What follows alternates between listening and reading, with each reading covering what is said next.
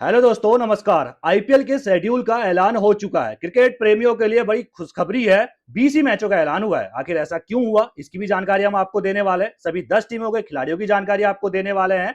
और इसके अलावा सबसे महत्वपूर्ण जो है वो है डबल हेडर मुकाबले। कब कब डबल हेडर मुकाबले, यानी कि एक दिन में दो दो मुकाबले कब देखने को मिलेंगे, ये भी इस रिपोर्ट में आप जानने वाले हैं। तो शुरुआत करते हैं भाई 28 मार्च से। 28 मार्च को आईपीएल का आगाज होने वाला है और पहला मुकाबला बेंगलुरु, जो 2025 आईपीएल की चैंपियन है और पहली बार एक ही बार चैंपियन बनी है विराट कोहली की टीम, उसका मुकाबला है हैदराबाद के साथ। और यह मुकाबला बेंगलुरु में ही खेले जाने वाला है। सभी मुकाबलों की जानकारी देंगे, लेकिन उससे पहले आपको यह बता देते हैं कि आखिर 20 ही मैचों का शेड्यूल क्यों किया गया, जबकि 2 महीने का यह त्योहार है, यानी कि 2 महीने से ज्यादा समय आईपीएल चलेगा। 28 मार्च को शुरुआत है और 31 मई को फाइनल है, यानी कि आपको पूरा अप्रैल का महीना आईपीएल में डूबे रहने वाले हैं आप। इसके अलावा मई भी पूरा महीना, 31 मई तक फाइनल है। 31 मई को फाइनल है, तो 2 महीने का यह त्योहार है। लेकिन सिर्फ और सिर्फ 12 अप्रैल तक ही मैच का शेड्यूल अभी तय किया गया है। सिर्फ 20 मैचों का ही शेड्यूल तय किया गया है। इसकी वजह की अगर हम बात करें तो इसकी वजह है चुनाव आयोग,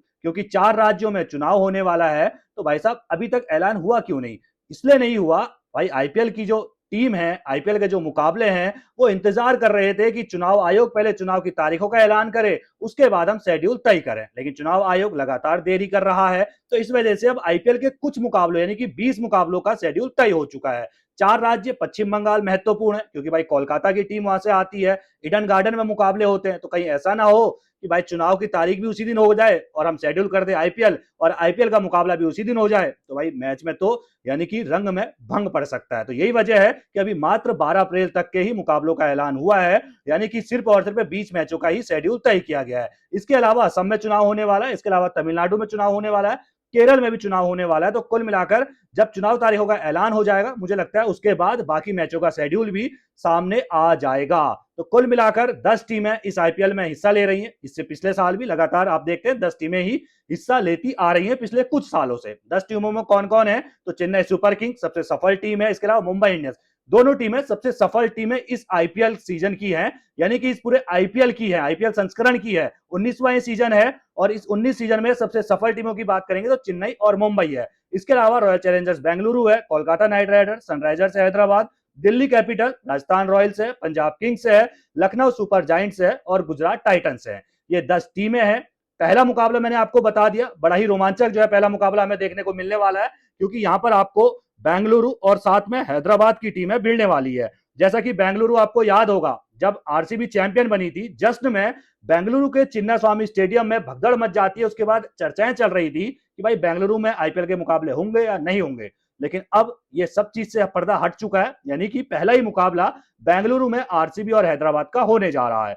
दूसरा मुकाबला 29 मार्च यानी रविवार की शाम को मुंबई और कोलकाता का मुकाबला मुंबई में ही खेले जाने वाला है। बड़ा रोचक मुकाबला भी देखने को मिलेगा, क्योंकि मुंबई और कोलकाता हमेशा टक्कर की टीमें रहती है, हमेशा टक्कर का मुकाबला दोनों के बीच होता है। अभी खिलाड़ियों की भी हम चर्चा करने वाले हैं, लेकिन उससे पहले बता दें 30 मार्च यानी कि तीसरा मुकाबला सोमवार के दिन राजस्थान और चेन्नई सुपर किंग्स आमने सामने होंगे। संजू सैमसन पर सबकी नजरें होंगी, महेंद्र सिंह धोनी फिर से ग्राउंड पर नजर आएंगे।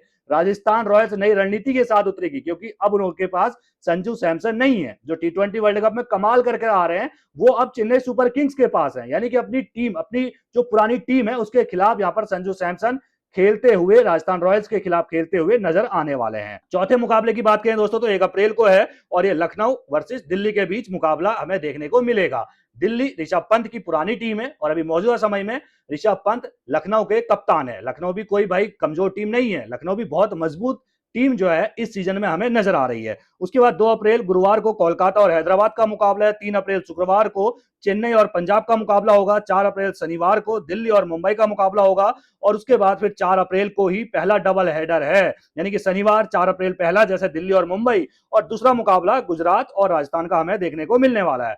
5 अप्रैल को भी डबल हेडर है। 5 अप्रैल को सनराइजर्स हैदराबाद और लखनऊ का मुकाबला हमें देखने को मिलेगा, पहले दोपहर में, और शाम को रविवार के दिन बेंगलुरु और इसके अलावा आपको चेन्नई का मुकाबला देखने को मिलेगा, यानी कि विराट कोहली और महेंद्र सिंह धोनी का मुकाबला आपको देखने को मिलने वाला है।